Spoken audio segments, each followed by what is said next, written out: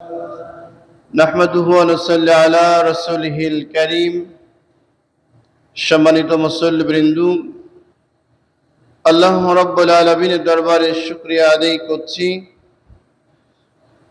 শত ব্যস্ততা সেরে পবিত্র জুম্মার নামাজের উদ্দেশ্যে যথাসময় মসজিদে এসে কোরআনে কারীম থেকে আলোচনা করার এবং শোনার তৌফিক দান করলেন। ওই মহান রব্বুল আলামিনের দরবারে শুকরিয়া আদায় করছি। সকলে বলছি আলহামদুলিল্লাহ।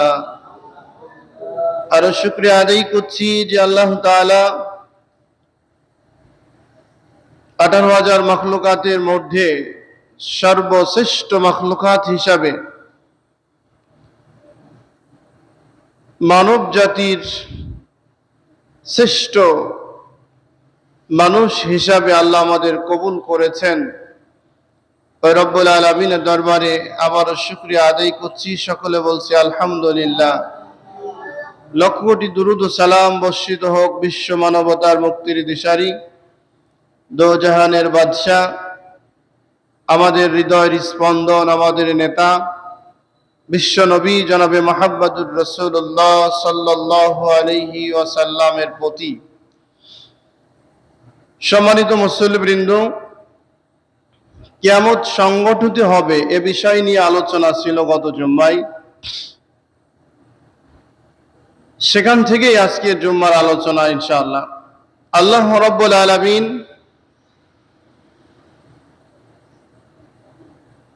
কাল কিয়ামতের ময়দানে কি করবেন, আমাদের পরিণতি কি হবে, আমাদের সমস্ত বিষয়গুলা দিয়ে আল্লাহ রাব্বুল আলামিন পরিষ্কারভাবে দুনিয়ার জীবনেই আমাদের জানিয়ে দিয়েছেন, যাতে করে আমরা পরবর্তী জীবনে, পরকালীন জীবনে আসামি না হই, বিপদগ্রস্ত না হই, আমাদের জন্য জাহান্নামের দিকে যাওয়া না লাগে।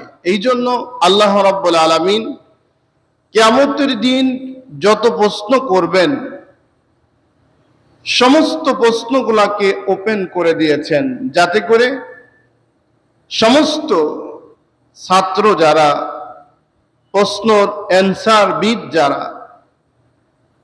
যারা কাঠগড়ায় দাঁড়াবে, যারা হলো আল্লাহর সামনে উপস্থিত হবে, হাজির হবে, তারা যেন দুনিয়ায় থাকাকালীন সমস্ত প্রশ্নগুলা মুখস্থ করে যেতে পারে। সেই জন্য আল্লাহ রাব্বুল আলামিন অসংখ্য জায়গায় তার অন্যতম একটি সূরা, সূরা ওয়াকিয়া, এর মধ্যে আল্লাহ জানিয়ে দিলেন যে হে বিশ্ব মানবতার দিশারি, হে নবী, আপনি সমস্ত মানুষদের জানিয়ে দেন তারা যেন কিয়ামতের দিন আমি আল্লাহর সামনে হাজির হয়ে তারা জাহান্নামে যাক, প্রশ্নের অ্যান্সার না দিতে পারুক, এটা আমি চাই না। কেন? আমি আল্লাহ রাব্বুল আলামিন দুনিয়ার সমস্ত মানুষকে আমি যেমন পছন্দ করছি, আমার কাছে যেমন ভালো লাগছে, আমি রব্বুল আলামিন তেমনটি তাদের চেহারা, আকার, আকৃতি, সৌন্দর্য দিয়ে আমি সৃষ্টি করছি। সুবহানাল্লাহ। তাহলে আমরা যারা আছি, আমাদেরকেও দুনিয়ায় আসার আগে কেউ পছন্দ না করুক, সর্বপ্রথম যিনি আমাদের পছন্দ করেছেন তিনি আমাদেরকে যেভাবে ইচ্ছা ওইভাবেই আমাদের দুনিয়ায় পাঠিয়েছেন। সুবহানাল্লাহ। আমরা এই দুনিয়ায় একটি জায়গায় পছন্দ এবং অপছন্দ নিয়ে কথা উঠে, সেটা হলো যৌবনকাল যখন চলে আসে, বিয়ের সময় ছেলে এবং মেয়ে উভয় পক্ষ যখন দেখা দেখি শুরু করি আমরা, তখন আমরা একজন আরেকজনকে পছন্দ করা এই বিষয় নিয়ে আমরা মতনৈক্য সৃষ্টি করি বা বলতে থাকি পছন্দ হয়নি বা হবে ইত্যাদি। কিন্তু দুনিয়াতে একজন কানা, ন্যাংরা, একজন হলো দুই হাত নাই, দুই পা নাই, চোখ নাই, ওই ব্যক্তিকেও আমাদের কাছে ভালো লাগুক আর না লাগুক, ওনাকে যিনি পছন্দ করছেন উনি হলো আল্লাহ। আল্লাহ রাব্বুল আলামিন বলতেছেন, ফি আইয়ি সূরাতিম মা শাআ রাক্কাবাক। আল্লাহ রাব্বুল আলামিন বলেন, দুনিয়ার সমস্ত মানুষকে আমি আল্লাহ রাব্বুল আলামিন যেভাবে আকার আকৃতি আমার কাছে পছন্দ হয়েছে, আমি রব্বুল আলামিন তেমন ভাবে পছন্দ করে আমার প্রত্যেকটা বান্দা বান্দিকে আমি দুনিয়ায় পাঠিয়ে দিয়েছি। সুবহানাল্লাহ। এটা ভালো লাগুক আর না লাগুক, এর বাস্তবতা হলো এই পৃথিবীতে আল্লাহ রাব্বুল আলামিন যত মানুষকে পাঠিয়েছেন, সেই মানুষগুলার মধ্যে শুধুমাত্র আদম আলাইহিস সালাম থেকে শুরু করে কিয়ামত পর্যন্ত সমস্ত মানুষদের মধ্যে 7 জন ব্যক্তি ব্যতীত এমন কোন ব্যক্তির চেহারার সাথে কারো চেহারার মিল নাই, কারো চেহারার মিল নাই। কেন? আল্লাহ স্পেশাল ভাবে বান্দার মুখমণ্ডলকে আল্লাহ এককভাবে যে সিদ্ধান্ত নিয়ে সৃষ্টি করছেন, এর দৃষ্টান্ত হলো আল্লাহ বললেন যে আর কেউ নাই, আমি যেমনটি করছি তেমনটি হয়েছে। এখন পর্যন্ত দেখুন, যাদের বয়স 100 বছর, 80 বছর, 50 বছর, 60 বছর বয়স, এই বয়স অনুযায়ী আপনার লাইফে দেখেন কত মানুষ দুনিয়া থেকে বিদায় নিয়ে চলে গেল, নতুন আসলো। প্রতিদিন মানুষ চলে যাচ্ছে, নতুন ভাবে জন্মগ্রহণ করছে। এমন কোন জায়গার থেকে আওয়াজ আসছে এরকম যে অমুক ব্যক্তি আবার ফিরে আসছে, আমি নিজে স্বচক্ষে দেখে আসলাম। এমনটি হয়েছে বলেন? যুবক ভাই, ভাই বোন, মনে হচ্ছে একই রকম, কোনো ডিফারেন্স নাই, আমার আপনার চোখে কোনো পার্থক্য নাই। কিন্তু ওনার বাবা মার চোখের কাছে কিন্তু কোনটা বড় এবং কোনটা ছোট এর একটা টার্গেট কিন্তু আছে। কেন? এর আল্লাহ করে দিয়েছেন। সুবহানাল্লাহ।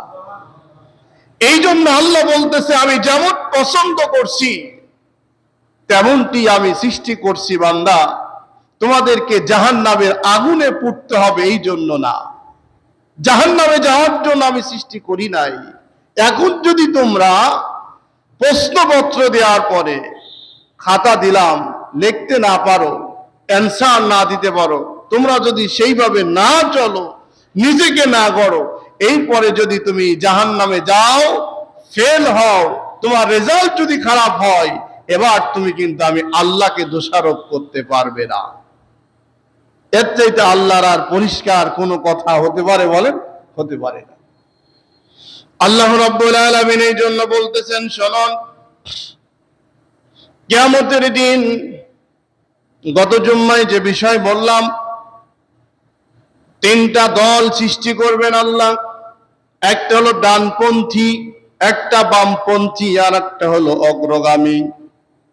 অগ্রগামী বলতে যেই মানুষটা সকল সময়ের জন্য আল্লাহ বলেছেন, আল্লাহ পাঠিয়েছেন, আল্লাহ নির্দেশ দিয়েছেন, এমন বিষয় শোনার সঙ্গে সঙ্গে বলে, আমি এখন থেকে নিজেকে পবিত্র করার জন্য প্রস্তুতি গ্রহণ করে নিলাম। সুবহানাল্লাহ। যেমনটি হলো বিশ্ব নবী জনাবে মুহাম্মদুর রাসূলুল্লাহ সাল্লাল্লাহু আলাইহি ওয়াসাল্লাম ছোট্টবেলা থেকে বড় হলেন।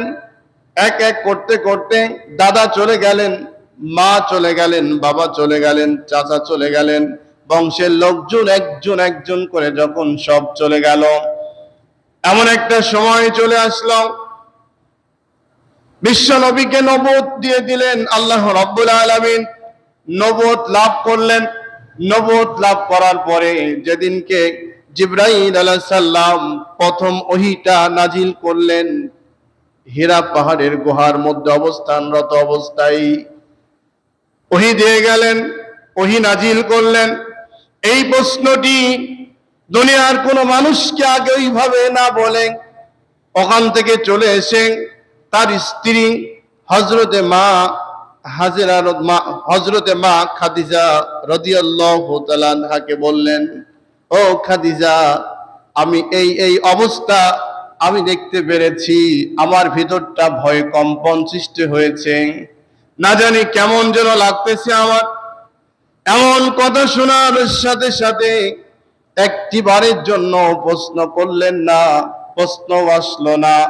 তিনি নিঃসন্দেহে স্বীকার করে নিলেন, আমি আগেই জানতাম আপনি হলো সাধারণ কোন মানুষ নয়, আপনি হলো দোজাহানের বাদশা, শ্রেষ্ঠ নবী ছাড়া আর কেউ হবে না। সুবহানাল্লাহ। এই অনুভূতিটি আমরা এখন কোরআনের আওয়াজ যতই আমরা বলি না কেন, দাওয়াত দিই, আলোচনা শুনছি, আলোচনা করছি, এরপরেও মনে হচ্ছে যেন আমরা আমাদের ভিতরে নানান প্রশ্নের জাল বাঁধছে। এত কষ্ট করতে হবে আমাদের, এত কষ্ট করে আমাদের চলতে হবে। কত মানুষ দেখলাম জীবনে কষ্টই করলো না, এইভাবে গেল ওইভাবে গেল, নানান পন্থা অবলম্বন করে ইবলিস আমাদেরকে এমন ভাবে জোরপূর্বক ভাবে আল্লাহর ইবাদত থেকে দূরে সরিয়ে নেয়, আমরা বুঝতেই পারি না। এই জন্য অগ্রসর যারা শোনার সাথে সাথেই বলবে সামিআনা ওয়া আতানা, আমি শুনেছি, এখন এটা আল্লাহর হুকুম, আমি মানার জন্য এখনই প্রস্তুতি গ্রহণ করলাম। সুবহানাল্লাহ। দ্বিতীয় হলো, ডানপন্থী যারা হবে তারাও সফল কাম, সকল সময়ের জন্য আল্লাহর হুকুমের বাইরে, আল্লাহর গোলামের বাইরে, আল্লাহর দাসত্বের বাইরে তারা কখনো কোনো সময় চলবে না। তারা যখনই আজান হয়ে যায় মসজিদে, আজান হওয়ার সাথে সাথে প্রথম নাম্বার তাদের কাজ হবে আজানের জবাব দিয়ে মসজিদে প্রবেশ করে আল্লাহ সিজদা করা। এই কাজটা কিন্তু খুব কঠিন। আল্লাহ বলছেন, আমরা মনে করছি যে নামাজ একদম সহজ, নামাজ পড়া একটা ব্যাপার হলো, কি বলেন, এই যাচ্ছি না এটাই হলো বিষয়। তাছাড়া নামাজ পড়া একদম সহজ, কিন্তু আল্লাহ রাব্বুল আলামিন বলতেছেন নামাজ একটা কঠিন কাজ। ওয়াইন্নাহা লাকাবীরাতুন ইল্লা আলাল খাশিঈন, নিশ্চয় নামাজ একটি খুবই কঠিন কাজ। নামাজের মতো কঠিন এই কাজটি পৃথিবীতে আর আছে এমন কোনো কিছু খুঁজে পাওয়া যায় না। কিভাবে? দেখুন, মাছ যখন জন্মগ্রহণ করে, মাছ পানি বাদে মাছ বাঁচবে এই বিশ্বাস করা যায়? বলেন, মাছ পানি বাদে কোন সময় বাঁচার আশা ওর মধ্যে ডবল রুহ যদি ঢুকাই দেওয়া যায়, তবুও তাকে শুকনা রাখলে কিছু সময় লাফাতে লাফাতে ওই মাছটা অটোভাবেই মারা যাবে। আবার দেখুন, গরু ছাগলের দিকে আপনি তাকান, গরু ছাগল যেভাবে আল্লাহ পাঠিয়েছেন পৃথিবীতে, ওর কায়দায় যদি উনি না চলে, ওনাকে যদি আপনি সকল সময় পানির মধ্যে চুবিয়ে রাখেন, এখন কি ওনাকে বাঁচানো যাবে? বলেন, যাবে না। আমাদের যেভাবে সৃষ্টি করেছেন আল্লাহ, এক একটি কমকে, এক একটা মাখলুকাতকে, এক একটা ব্যক্তিকে আল্লাহ রাব্বুল আলামিন এক এক কায়দায় তৈরি করেছেন।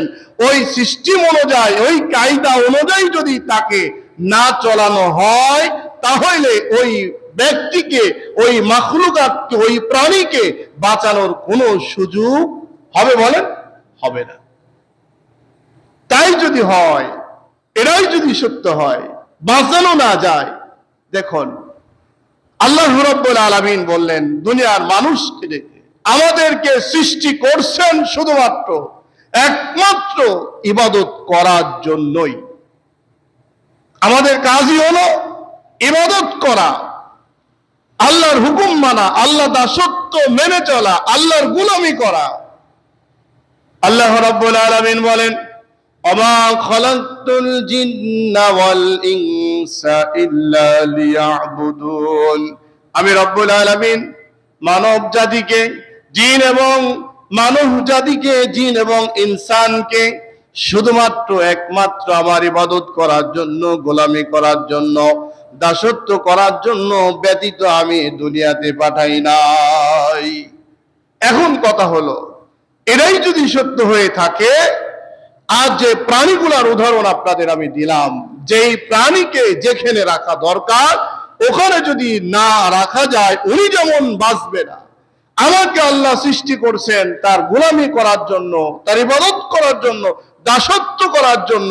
আমি যদি গোলামি না করি, দাসত্ব না করি, ইবাদত না করি, আমাকে এখন বাঁচানো যায় কিভাবে বলেন? এই জন্য আল্লাহ রাব্বুল আলামিন বলেন